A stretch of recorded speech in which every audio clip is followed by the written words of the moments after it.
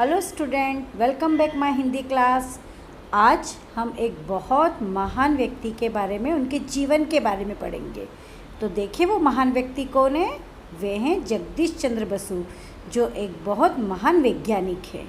आज हमें पता चलेगा कि उन्होंने अपने जीवन में किसकी खोज करी। सर्वप्रथम वे ही ऐसे वैज्ञानिक थे जिन्होंने हमें खोज कर बताया। इनका जन्म 30 नवंबर 1858 को हुआ था और इनका जन्म स्थान जो है वो अब बांग्लादेश में आता है, पर वो पहले एक भारत का ही हिस्सा था।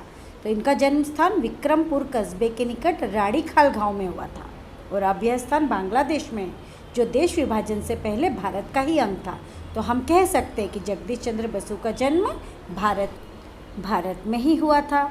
आप जानते हैं क्या, इनके पिता का नाम भगवान चंद्र बसु था, माता बामा सुंदरी और उनकी पत्नी का नाम अबला बसु था। हम अब आगे जानेंगे बसु जी के बारे में। वे सर्वप्रथम वैज्ञानिक थे जिन्होंने पहले रेडियो तरंग की खोज करी और उन्होंने यह सिद्ध करके बताया कि निर्जीव धातु भी परिश्रम करने पर थकती है। बसु सर्वप्रथम वैज्ञानिक थे जिन्होंने पेड़ पौधों पर अपनी खोज करी, पेड़ पौधों के बारे में जाना और हमें बताया कि पेड़ पौधे भी हमारी तरह सुख दुख का अनुभव करते हैं। पेड़ पौधे के भीतर की क्रिया को दिखाने के लिए उन्होंने कियोस्कोग्राफ और रेजोनेंस नामक यंत्र बनाए। ये यंत्र वो यंत्र थे जिसके द्वारा उन्होंने यह जाना कि किस तरह पेड़ पौधे हमारी तरह सुख दुख दर्द को महसूस करते हैं। आप देखेंगे कि आपके सामने कियोस्कर और रेजोनेंस यंत्र दिख रहे हैं जिसके द्वारा बसु ने अपने खोजों को जाना। अब आप जानेंगे क्या बसु का जीवन कैसा था, कैसा संघर्ष भरा जीवन। बसु की बचपन से ही विज्ञान में बड़ी रुचि थी। प्रकृति प्रेम के कारण वे शुरू से उनकी पेड़ पौधों में रुचि थी और वे अपनी उच्च शिक्षा प्राप्त करने के लिए इंग्लैंड जाना चाहते थे, किंतु उनके पिता के पास इतने पैसे नहीं थे कि वे उन्हें विदेश भेज सके पढ़ने के लिए। पर बसु आगे पढ़ाई के लिए बाहर जाकर अपनी खोज को और अपने ज्ञान को प्राप्त करना चाहते थे। तब क्या हुआ, बसु की इस इच्छा को पूरे करने के लिए उनकी माता ने अपने गहने बेचकर उन्हें विदेश पढ़ने भेजा और सन 1884 ईस्वी में कैम्ब्रिज विश्वविद्यालय से स्नातक की परीक्षा उत्तीर्ण करके जब बसु वापस लौटे तो उन्होंने अपने देश में सेवा के लिए अपना कार्य करा और पेड़ पौधों की खोज के लिए लगातार वे उस पर खोज करते रहे। अपने इसी प्रकृति प्रेम के कारण बसु ने पेड़ पौधों पर वैज्ञानिक प्रयोग प्रारंभ किए और यह सिद्ध किया कि जिस तरह हमें चोट लगने पर दर्द होता है, उसी तरह पेड़ पौधे भी वह दर्द महसूस करते हैं। उन्होंने पेड़ पौधों में चेतना होती है यह भी सिद्ध किया, इसकी खोज करी और उस पर एक ग्रंथ भी लिखा जिसमें पेड़ पौधों के सजीव होने का सप्रमाण वर्णन किया। मतलब बिल्कुल उसको पूरा प्रूफ किया, सिद्ध किया कि किस तरीके से इंसान, जीव जंतुओं और पेड़ पौधों में समानता होती है।